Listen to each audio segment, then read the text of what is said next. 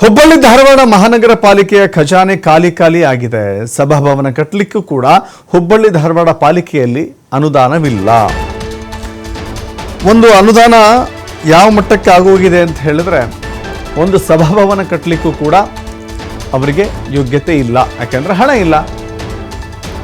ನೂತನ ಸಭಾಭವನ ನಿರ್ಮಾಣ ವಿಚಾರದಲ್ಲಿ ಪಾಲಿಕೆಗೆ ಸಂಕಷ್ಟ ಎದುರಾಗಿದೆ.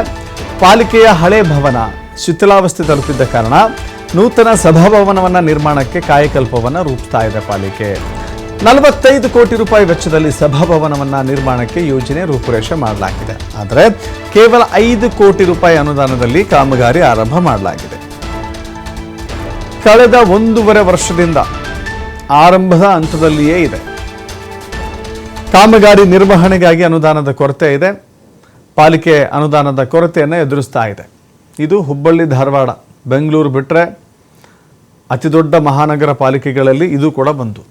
ಬಟ್ ಇಲ್ಲಿ ಹಣ ಇಲ್ಲ ಅಂತ ಹೇಳಿದ್ರೆ, ಅದು ವಾಣಿಜ್ಯ ನಗರಿ ಹುಬ್ಬಳ್ಳಿ, ಛೋಟಾ ಮುಂಬೈ ಅಂತ ಕರೆಸಿಕೊಳ್ಳುವಂಥ ಹುಬ್ಬಳ್ಳಿ, ಅತಿ ಹೆಚ್ಚು ವ್ಯಾಪಾರೀಕರಣ ಇರುವಂಥ ಹುಬ್ಬಳ್ಳಿ, ಅಲ್ಲಿ ಹಣ ಇಲ್ಲ ಅಂತ ಹೇಳಿದ್ರೆ ಎಲ್ಲಿ ಖಾಲಿ ಆಗಿದೆ, ಎಲ್ಲಿ ಸೋರಿಕೆ ಆಗಿದೆ ನೋಡಬೇಕು.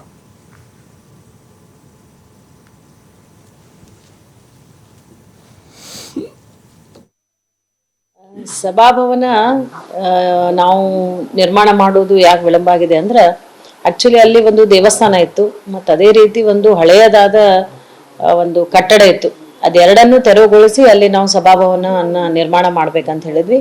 ಅದೇ ರೀತಿ ನಾವು ಹೋದ್ಸಾರಿ ನಮ್ಮ ಹಿರಿಯ ಸದಸ್ಯರಾದ ವೀರಣ್ಣ ಸವಡಿ ಅವರ ಒಂದು ನೇತೃತ್ವದಲ್ಲಿ ಅದನ್ನು ಒಂದು ಸದನ ಸಮಿತಿ ಮಾಡಿದ್ವಿ. ಎಲ್ಲ ಎಕ್ಸ್ ಮೇಯರ್ ಆಗಲಿ ಅಥವಾ ಮತ್ತು ಈಗಿರುವಂಥ ಎಲ್ಲ ಮೇಯರ್ಸನ್ನು ಒಂದು ಸೇರಿ ಒಂದು ಸದನ ಸಮಿತಿ ಮಾಡಿ, ಈ ನಮ್ಮ ಅಮ್ಮಿನ ಬಾವಿ ಹೆಗಡೆ ಅಂತಂದು ಹೇಳಿ ಅವರಿಗೆ ನಾವು ಅದನ್ನು ಕೊಟ್ಟಿದ್ವಿ. ಅವರೆಲ್ಲ ಅದನ್ನು ಪೂರ್ಣ ಪ್ರಮಾಣದಲ್ಲಿ ಡಿಸೈನನ್ನು ಮಾಡಿಕೊಟ್ಟಿದ್ದಾರೆ.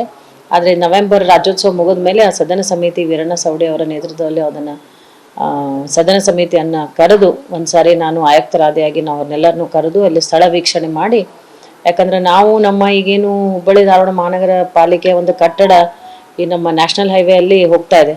ಸೊ ಹಾಗಾಗಿ ಅಲ್ಲಿ ಬರುವಂಥ ಹಣದಿಂದ ಏನು ನಾವು ಕಟ್ಟಡವನ್ನು ಕಳ್ಕೊಂಡಿದ್ವಿ, ಅದೇ ಬಂದಂಥ ಹಣದಲ್ಲಿ ಒಂದು ಕಟ್ಟಡವನ್ನು ನಿರ್ಮಾಣ ಮಾಡಿ ಆಸ್ತಿಯನ್ನು ಉಳಿಸಿಕೊಳ್ಳುವಂಥ ಕೆಲಸವನ್ನು ಮಾಡ್ಬೇಕಂತ ಹೇಳಿ ವಿಚಾರ ಮಾಡಿದ್ವಿ. ಅದೇ ರೀತಿ ಈಗ ಕರ್ನಾಟಕ ರಾಜ್ಯೋತ್ಸವ ಮುಗಿದ ತಕ್ಷಣ ಒಂದು ಮೀಟಿಂಗನ್ನು ಕರೆದು ಎಲ್ಲರೂ ಸೇರಿ ಸ್ಥಳವನ್ನು ಇನ್ಸ್ಪೆಕ್ಷನ್ ಮಾಡಿ ಪರಿಶೀಲನೆ ಮಾಡಿ ಮತ್ತೆ ಕೆಲಸ ಪ್ರಾರಂಭವಾಗಲು ಅದನ್ನು ಸರಿ ಮಾಡ್ತೇವೆ.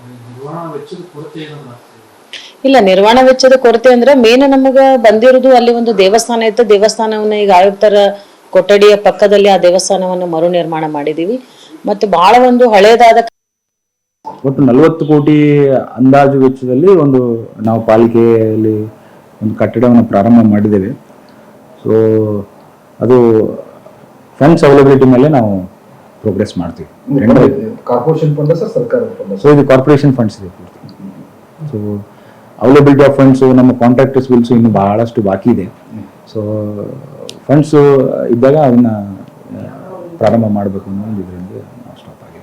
5 ಕೋಟಿ 5 ಕೋಟಿ ಅಂತ ಏನಿಲ್ಲ, ಒಟ್ಟು 40 ಕೋಟಿದು ಪ್ರಾಜೆಕ್ಟ್ ಅದು. ಎಸ್ಟಿಮೇಟ್ ಆಗಿರೋ 40 ಕೋಟಿ. ಶಂಕುಸ್ಥಾಪನೆ ಆಗಿದೆ, ಕಾಮಗಾರಿನೂ ಪ್ರಾರಂಭವಾಗಿದೆ. ಬಟ್ ನಮ್ಮಲ್ಲಿ ಅಷ್ಟು ದುಡ್ಡಿಲ್ಲ, ಕಂಪ್ಲೀಟ್ ಫಂಡ್ಸ್ ಅವೈಲೇಬಲ್ ಇಲ್ಲ. ಸೊ ಫಂಡ್ ಅವೈಲಬಿಲಿಟಿ ಮೇಲೆ ನಾವು ಕಾಮಗಾರಿ ತೆಗೆದುಕೊಂಡು 4-5 ವರ್ಷದಿಂದ ಸಭಾಭವನ ಮಾಡಬೇಕು ಅನ್ನುವಂಥದ್ದಿತ್ತು. ಈಗ 45 ಕೋಟಿ ರೂಪಾಯಿ ಇವತ್ತು ಸಭಾಭವನಕ್ಕಂತೇಳಿ ಕೆಲಸ ಚಾಲೂ ಮಾಡಿದಾರೆ. ಚಾಲೂ ಮಾಡಿದ ಕೆಲಸ ಅಷ್ಟಕ್ಕೆ ನಿಂತು ಬಿಟ್ಟೈತಿ. ಯಾಕಂತಂದ್ರೆ 300 ಕೋಟಿ ರೂಪಾಯಿ ರಾಜ್ಯ ಸರ್ಕಾರದಿಂದ ನಮಗೆ ಬರಬೇಕಾಗಿತ್ತು, ಅದು ರೊಕ್ಕ ಬಂದಿಲ್ಲ. ಅನುದಾನದ ಕೊರತೆಯ ಕಾರಣಕ್ಕಾಗಿ ಹಾಗೆ ಉಳಿದಿರುವಂಥ ನಿಧಾನಗತಿಯಲ್ಲಿ ಸಾಗುತ್ತಿರುವಂಥ ಕಾಮಗಾರಿ ಹೇಗಿದೆ, ಈ ಬಗ್ಗೆ ನಮ್ಮ ಪ್ರತಿನಿಧಿ ಯಲ್ಲಪ್ಪ ಒಂದು ಪ್ರತ್ಯಕ್ಷ ವರದಿ ಕೊಟ್ಟಿದ್ದಾರೆ, ನೋಡೋಣ. ಹುಬ್ಬಳ್ಳಿ ಧಾರವಾಡ ಮಹಾನಗರ ಪಾಲಿಕೆ ಅಂದರೆ ರಾಜ್ಯದಲ್ಲಿಯೇ ಅತಿ ದೊಡ್ಡ 2ನೇ ಮಹಾನಗರ ಪಾಲಿಕೆ. ಈ ಪಾಲಿಕೆಯ ಸದಸ್ಯರಿಗೆ ಇಲ್ಲಿ ಒಂದು ಸಭಾಭವನ ಆಗಬೇಕು ಅಂತೇಳಿ ಬರೋಬ್ಬರಿ ಇಲ್ಲಂದ್ರೆ ಕಳೆದ 1.5 ವರ್ಷದಿಂದ ಇಲ್ಲಂದ್ರೆ ಮಣ್ಣು ತೆಗೆದು ಬಿಡಲಾಗಿದೆ. ಈ ಒಂದು ಯೋಜನೆ ಸಂಪೂರ್ಣವಾಗಿ ಹಳ್ಳ ಹಿಡಿದೆ.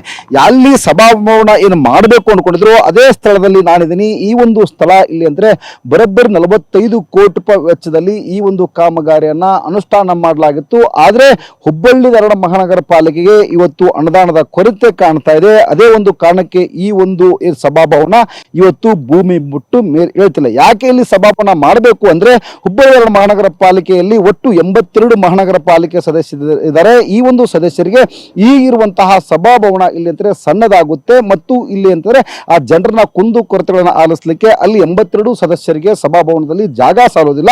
ಹೀಗಾಗಿ ಇಲ್ಲಿ ಅಂತಾರೆ ಮತ್ತೊಂದು ಆ ಜಾಗ ಸಾಕಾಗುವುದಿಲ್ಲ ಅನ್ನೋ ಒಂದೇ ಕಾರಣಕ್ಕೆ ಇಲ್ಲಿ ಮತ್ತೊಂದು ಸಭಾಭವನ ಸದ್ಯ ಮಹಾನಗರ ಪಾಲಿಕೆಯ ಕಚೇರಿಯ ಆವರಣದಲ್ಲಿ ಜಾಗ ಏನು ಗುರುತು ಮಾಡಲಾಗಿತ್ತು ಆ ಜಾಗ ಗುರುತು ಮಾಡಿಕೊಂಡು ಇಲ್ಲಿ ಅಂದ್ರೆ ಇಲ್ಲಿರುವಂತಹ ಮಣ್ಣನ್ನು ಸಹ ಇಲ್ಲಿ ಅಂದ್ರೆ ತೆಗೆದು ಹಾಕಲಾಗಿತ್ತು. ಒಟ್ಟು ಇದಕ್ಕೆ ಅಂದ್ರೆ G+3 ಮಾದರಿಯ ಇಲ್ಲಿ ಅಂದ್ರೆ ಒಟ್ಟು ಇಲ್ಲಿ ಅಂದ್ರೆ 1400 ಏನು ಚದರಡಿ ಇರುವಂತಹ ಒಂದು ವಿಸ್ತೀರ್ಣವಾದಂತಹ ಒಂದು ಸಭಾಭವನ ಮಾಡಬೇಕು ಅಂತೇಳಿ ಎಲ್ಲವೂ ಸಹ ಇಲ್ಲಂದ್ರೆ ಪ್ಲಾನ್ ಮಾಡಲಾಗಿತ್ತು.